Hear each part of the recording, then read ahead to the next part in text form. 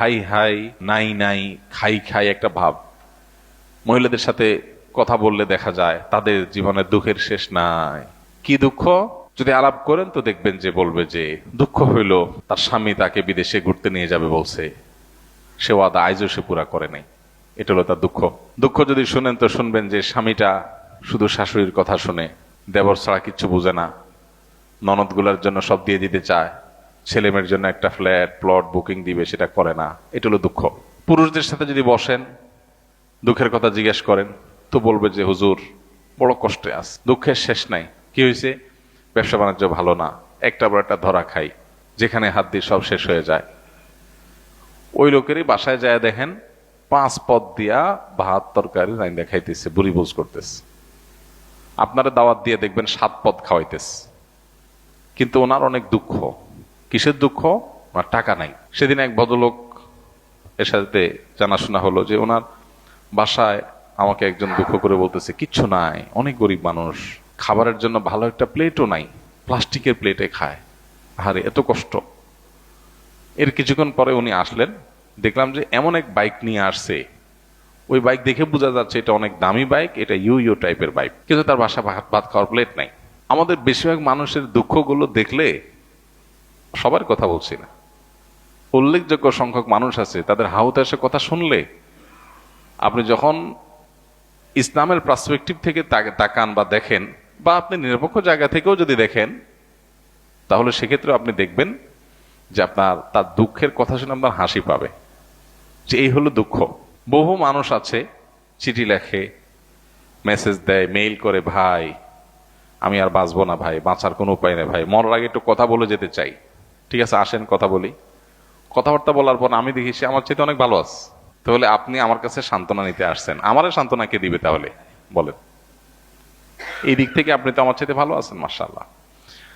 ইমানদার তার এই যে হায় হায়, গেল গেল, নাই নাই, খাই খাই, এই যে ভাব, এই ভাবটা দূর করতে হবে, মানসিকতার পরিবর্তন করতে হবে। ভাই দুনিয়াটা জান্নাত না। এখানে যদি সব মনমত হয়ে যায় তাহলে জান্নাত কি? এখানে তো আপনি শ্বশুর বাড়িতে গেছেন, আশা করছেন একটা জিনিস, হয় নাই। আশা করছেন যে শ্বশুরবাড়িতে যাবেন, খুব কদর টদর পাবেন, যাই দেখলেন না, তারা ড্যাম কেয়ার, শালাশালি, তারা মোবাইল টিপি করতেছে, অন্যান্য জায়গায় বলতেছে, মেহমান হিসেবে আপনাকে যে আতিথেয় করা দরকার করতেছে না। আপনার চান্দি গরম হয়ে যাচ্ছে, মেজাজ গরম হয়ে যাচ্ছে, কারণ আপনি এক্সপেকটেশন ছিল অনেক, হয় নাই। যখনই গরম হয়ে যাবে তখন চিন্তা করবেন আমি অহেতুক এক্সপেকটেশন করেছি। দুনিয়ার সব চাহিদা পূরণ হবে না। আশা করছিলাম বিয়ের পরে খুব শান্তিতে থাকবো, এখন বউটা দেখে বেলাইন। মহিলা আশা করছে যে বিয়ের পরে বোধহয় লাল নীল নাটক সিনেমায় দেখছে, স্বামী ঘুরে নিয়ে বেড়ায়, হানিমুন করে, এই করে সেই করে, এখন দেখা যায় যে স্বামী ঘরেই আসে না ঠিক মতো, কি হানিমুন। তো এইরকম পরিস্থিতি একজন ইমানদার চিন্তা করবে আল্লাহ তাআলা আমাকে আরো বহু দিক থেকে সুখী রেখেছেন, আমি আল্লাহর কাছে পরিতৃপ্তি এটা প্রকাশ করব আমার অন্যান্য সুখ দেখে। আপনার স্ত্রী তিনি হয়তো রান্না বাড়া ভালো পারেন না, আপনার মনে দুঃখ, কিন্তু তার চরিত্রটা ভালো। আরেকজনের বউ রান্নাটা মাশাআল্লাহ একের, কিন্তু চরিত্রটা 2 নম্বর। আপনার বউয়ের চরিত্রটাও ভালো, রান্নাটাও ভালো, হয়তো চেহারা ছবি ভালো না। আরেকজনের বউর চেহারা ছবি অনেক সুন্দর, কিন্তু বড় বড় রোগ সে বহন করে বেড়াচ্ছে, লাখ লাখ টাকা যাচ্ছে, তার বাঁচা মরা মানে একটা ধোঁয়াশার মধ্যে আছে। আল্লাহ তাআলা আপনার স্ত্রীকে সুস্থ রেখেছেন।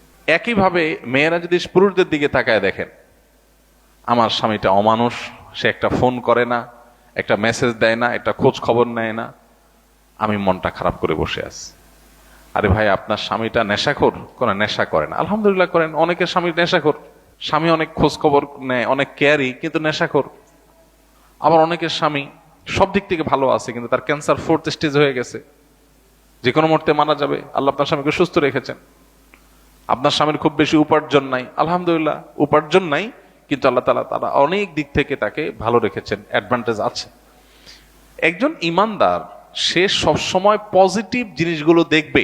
শেখ মোহাম্মদ মোতাওয়াল্লিয়া শারবি, মিশরের একজন বড় স্কলার, কোরআনে কারীমের একজন বড় মুফাসসির, তার একটা টুইটারে একটা ছোট স্ট্যাটাসে তিনি লিখেছেন যে কারোর ঘর যদি চুরি হয়ে যায়, চুরি হয়ে চোরের সব নিয়ে যায়, সব বলতে যা যা নেওয়া গেছে, তারপরও সে ঘরে ঢুকে যদি দেখে যে খাটটা আছে, আলমারিটা আছে, আলমারির ভিতরে সব নিয়ে গেছে, আলমারিটা আছে, সে আল্লাহর কাছে শুকর আদায় করবে, যাক ভারী ভারী জিনিসগুলো নিতে পারে নাই, আল্লাহ শকর। এগুলো যদি নিয়ে যেত আমি কি করতাম?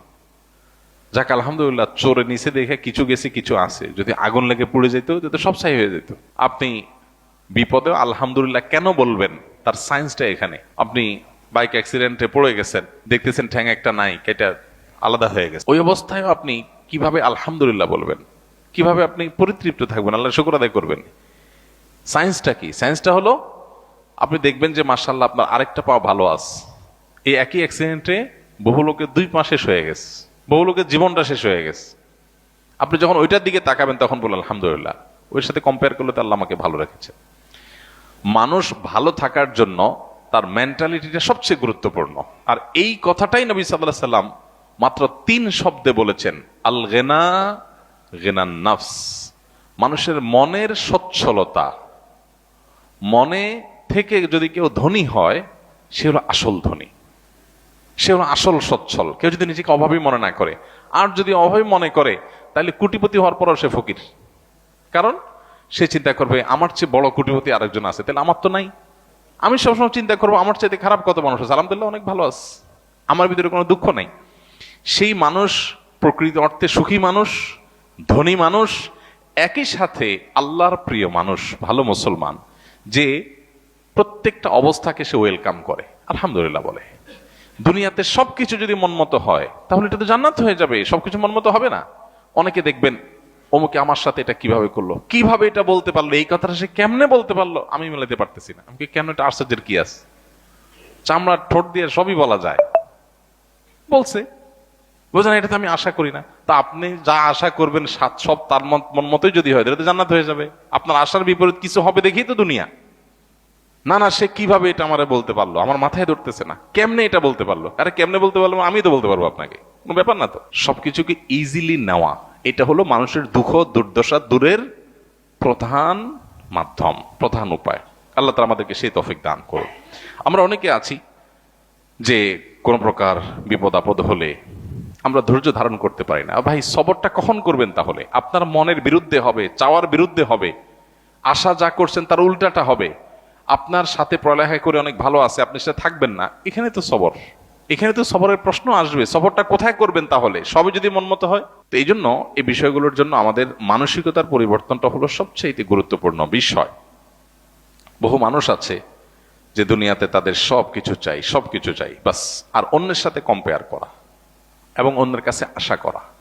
সকল অশান্তির 2টা মূল আছে, আরেকজনের সাথে নিজেকে তুলনা করা, আরেকটা হলো আরেকজনের কাছে কি করা, আশা করা। মানুষকে চাইতে বেশি আশা করা উচিত না। স্বামী হোক, স্ত্রী হোক, ননদ হোক, দেবর হোক, শ্বশুর হোক, শ্বশুর বাড়ি হোক, এমনকি বন্ধু বান্ধব হোক, আপনার কোনো বন্ধু বান্ধব যদি আপনার সাথে বেঈমানি করে, আপনার খুশি হওয়া উচিত। খুশি হওয়া উচিত। কেন খুশি হবেন? বেঈমানি করলে আবার খুশি হবেন কেন? খুশি হবেন এই জন্য যে আলহামদুলিল্লাহ একটা জায়গায় ছিলাম এতদিন, আল্লাহ আমাকে জায়গাটা চিনিয়ে দিস। যদি বেঈমানিটা এখন না করতো, আমারে আরো কিছুদিন ভাড়াইয়া তারপরে করতো, আমি আরো বেশি ক্ষতিগ্রস্ত হইতাম।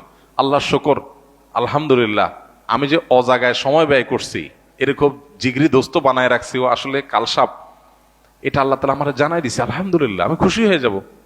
নেগেটিভ জিনিসটাকেও পজিটিভ ভাবে আমরা দেখতে পারি। যত হতাশা আছে, এই হতাশা দূর বেশিরভাগ ক্ষেত্রে হয়ে যাবে শুধু মেন্টালিটি পরিবর্তন করলে। আল্লাহ আমাদেরকে সেই তৌফিক দান করুন। আমাদের কিচ্ছু নাই, ঘরে অল্প স্বল্প আছে, আমরা যার আছে তার সাথে তুলনা করবো না। আমার যা আছে তা নিয়ে আমি অনেক হ্যাপি, আলহামদুলিল্লাহ। আল্লাহ আমার ছেলে মেয়ে সুস্থ রাখছেন, ক্যান্সার দেন নাই, বড় কোনো ব্যাধি দেন না, আল্লাহ শুকর। কিন্তু কাউকে ক্যান্সার দিয়েছেন, আলহামদুলিল্লাহ। আল্লাহ তাআলা আমাকে মরার আগে তওবা করার সুযোগ দিয়েছেন, একটা ওয়ার্নিং আসছে, আমি এখন প্রস্তুতি নিয়ে যেতে পারি। অনেকে হঠাৎ চলে যাচ্ছে অ্যাক্সিডেন্টে, সে তো প্রস্তুতি নিতে পারে নাই, খারাপ কাজ করতে করতে গুনাহের পথে থাকতে তওবা করার আগে সে চলে গেল। আলহামদুলিল্লাহ, আমার তো একটা ওয়ার্নিং পিরিয়ড পাইছি, এই সুযোগে আমি তওবা করে আমার আখিরাতটাকে সুন্দর করে যেতে পারি। প্রত্যেকটা নেগেটিভ জিনিসকে পজিটিভ দেখা যায়। বিশেষ করে আজকালকার যে হতাশা, এগুলো বেশিরভাগই হলো আমাদের অনেক খাই স্বভাবের কারণে। আমরা ভাবখান, আমি এরকম অনেক মানুষ দেখেছি, ব্যক্তিগতভাবে আমি পরিচিত অনেক মানুষের সাথে, নাই ভাই কিচ্ছু নাই, ব্যবসা বাণিজ্য অবস্থা একেবারে খারাপ।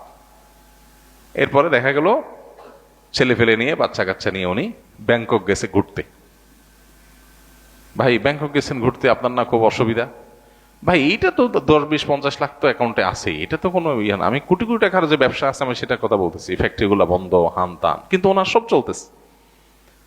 মানুষের চাহিদা যত বাড়ে সে তত দুঃখী হয়, চাহিদা যত কমে সে তত সুখী হয়। এই জন্যই কানাআত বা অল্প তুষ্ট থাকার শিক্ষা নবী সাল্লাল্লাহু আলাইহি ওয়াসাল্লাম দিয়েছেন। মুসলমান কখনো খাই খাই স্বভাবের হবে না। যত বেশি খাই খাই স্বভাব হবে, যত বেশি অন্যের কাছে আশা থাকবে, তত বেশি আপনি দুঃখী হবেন।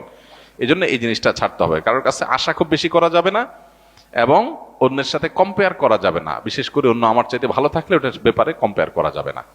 আশা বেশি করবেন, ধরা খাবেন। পৃথিবীতে আল্লাহ ছাড়া আর কারোর ব্যাপারে আশাবাদী থাকবেন না। এমনকি নিজের মা বাপও না, নিজের স্ত্রীও না, স্বামীও না, সন্তানও না, ভাই বোনও না, জিগরি দোস্তও না, কারোর ব্যাপারে না। আশা করেন, খুব বেশি আশা করে বসে থাকেন না। আশা করার পাশাপাশি এটার জন্য প্রস্তুত থাকেন যা আশা করতেছেন তার উল্টাটাও হতে পারে। মোচের তেল দিয়ে গেছেন, অনেক কিছু আশা করতেছেন, যাই দেখেন জিরো। হাইসা দিবেন যে আমি তো বোকা ছিলাম, এই জায়গায় আমার নসিবে এটা বরাদ্দ ছিল না, অথচ আমি মোচে তেল দিয়ে আসছি। ফাও, কাঁঠাল খাওয়ার জন্য মোচে তেল দিয়ে আসছি, এসে দেখি কাঁঠালই নেই, কাঁঠাল পুরোটাই নষ্ট। তাহলে আমি অহেতুক একটা প্রস্তুতি নিছি, আমার তকদির এটা ছিল না। তো ইমানদার নিজের জীবনটাকে ইজি করার চেষ্টা করবে, সে সুখী থাকবে ইনশাআল্লাহ তাআলা। আল্লাহ আমাদেরকে তৌফিক দান করুন।